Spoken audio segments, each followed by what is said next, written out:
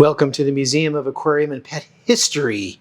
And again, more boxes. Yes, every week. I know you love it. You know you got an extra 5 minutes to spare.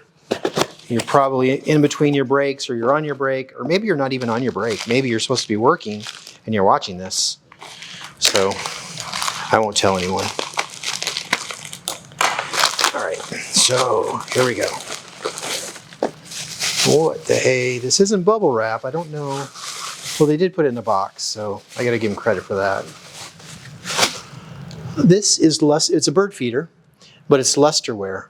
Lusterware is interesting. It's basically a metallic glaze, and it's made in Japan. That's who did most of this lusterware stuff.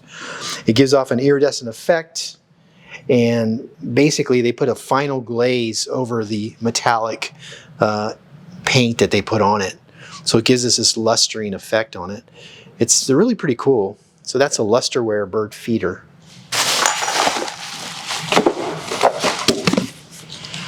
This looks like advertising.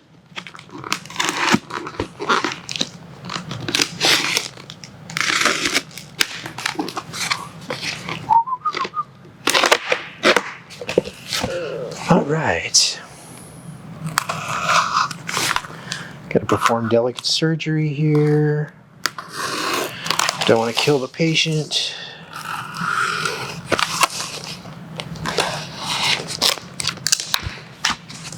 Probably a thank you card. It's interesting about thank you cards. I have to tell you one thing. If you buy something on Etsy, you could almost be guaranteed in getting a thank you card, because that's just how the Etsy people roll.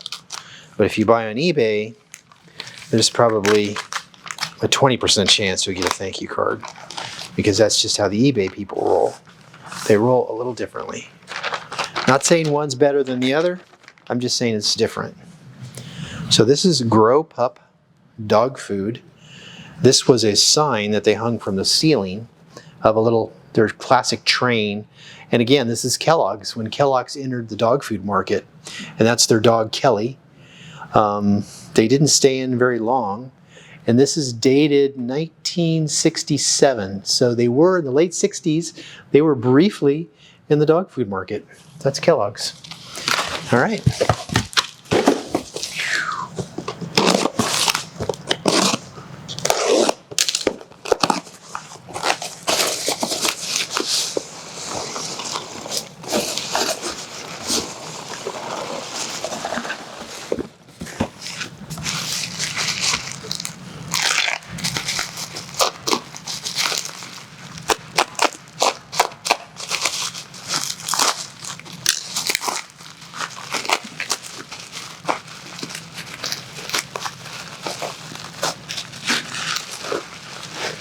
This feels like a bottle.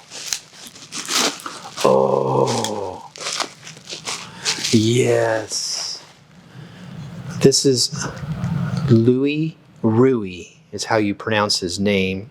He was German, importer of birds and rare animals, and this was his New York location. They're originally based out of Germany, and the son took over after the father got older and then eventually passed. So the son took over and actually moved to New York and ran the operation out of New York. They're probably the most famous mammal dealers in the world. If you look them up, there's a whole article written by a German woman about the Ruhe company, R-U-H-E, and there's actually a book in German. I want to get it translated about their company. The interesting thing about them is they sold everything. I mean, elephants, giraffes, you name it, they sold it.